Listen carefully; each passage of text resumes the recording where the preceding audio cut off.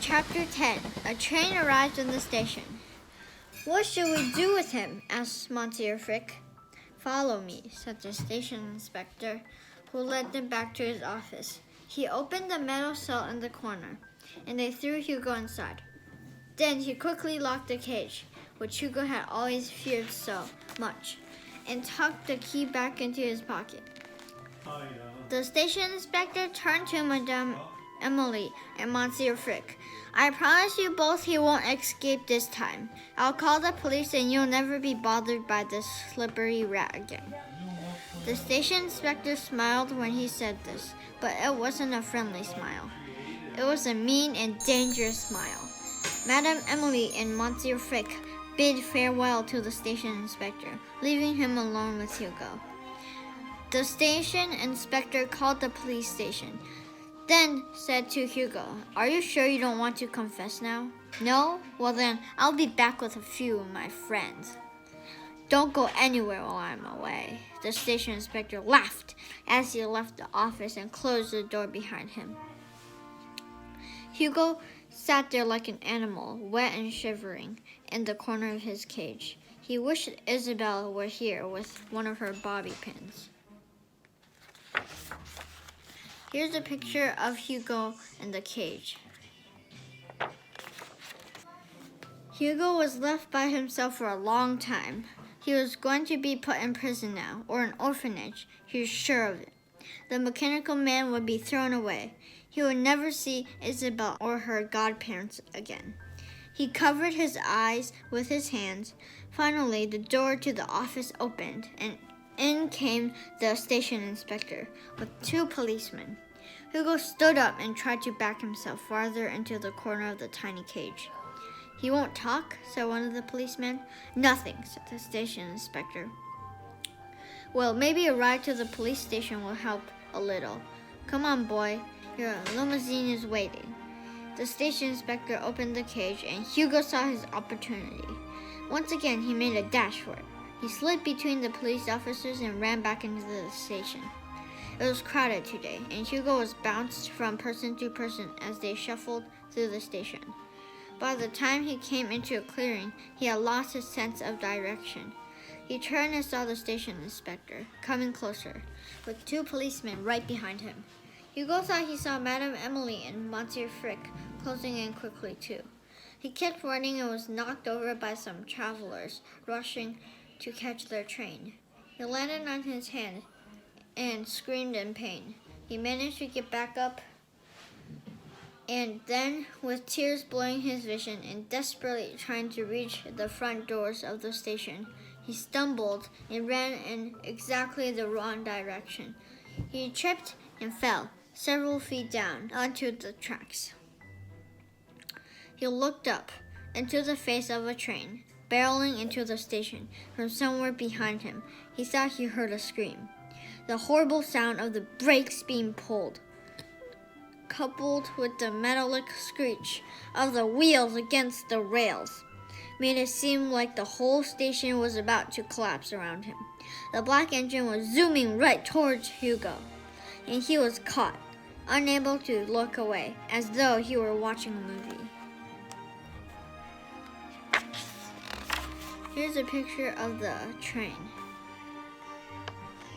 getting closer and closer and closer. Here's a picture of Hugo getting pulled out of the way. At the last possible moment, Hugo was yanked up off the track to safety. Smoke billowed out of the slowing engine as a shower of sparks flew from every wheel. Hugo felt dizzy. There were a few moments of dazed silence. The steam was released from somewhere, and it made a sound like the train was sighing. For everyone on the train, nothing extraordinary had happened. They had simply pulled into the station. But for Hugo, his entire world was ending. Again, the station inspector was holding his arm, his injured hand throbbing with pain. He could see the policemen removing handcuffs from their belt, and finally the pain and terror grew too much. Here's a picture of darkness. Here's a picture of stars and a moon. There's a picture of it glowing. When Hugo opened his eyes, all he could see were stars and moons, and what looked like a rocket ship. It was the cape from A Trip to the Moon, and Georges Méliès was wearing it. "Ah, welcome back, Hugo Cabret," he said, holding the boy's head in his lap on a bench in the station inspector's office. Standing behind Hugo was Isabelle, leaning on her crutches. "Drink this," she said as she handed him a cup of water. "I knew something was wrong," she continued. "It was taking you much too long to come back home. Papa Georges insisted on coming with me." The station inspector reached forward for Hugo, but the old man said, in his most dramatic voice, "Take your hands off him!" "I'm sorry, sir. But as I was saying earlier, this boy was caught stealing from the cafe and from the timekeeper, who has disappeared mysteriously. We believe he might be involved." Hugo saw that Madame Emily and Monsieur Frick had made their way into the office and were listening to everything. "Tell him what you know, Hugo," said Georges Méliès. Hugo gazed up into his eyes, which looked more gentle and welcoming than he had ever seen before. He whispered, "It's fine, Hugo. You're coming home with us. Now tell the station inspector what you know." Hugo looked up at the station inspector. "The timekeeper was my uncle, and I was his apprentice. But he drank, and he disappeared a while back, and I had to steal milk and croissants because I was hungry. I've been taking care of the clocks ever since, and now he's dead. It will be in the papers tomorrow." The station inspector studied Hugo, his eyebrows scowling. After what felt like an eternity, unexpectedly started to laugh. The two policemen standing behind him looked confused. "You?" said the station inspector. "You've been keeping the clocks running this entire station? By yourself? A boy of 10? Ha!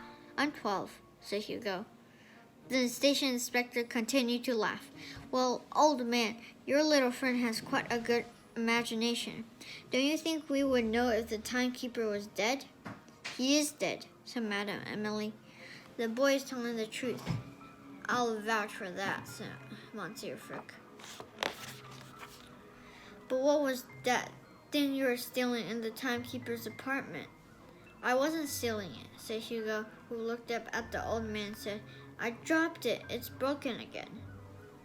"I'm not worried about that. I think between the two of us we can have it fixed up pretty quickly." Georges Méliès turned to the station inspector. "You can't steal something that you already own now, can you? That machine is his.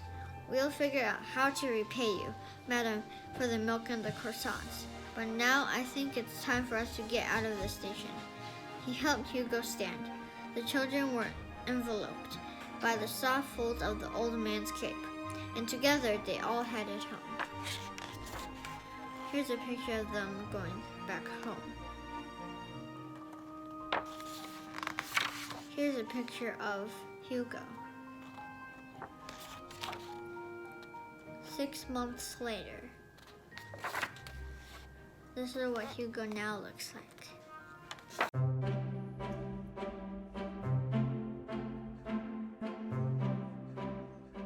If you like this video, please like, share, subscribe, and hit the notification bell.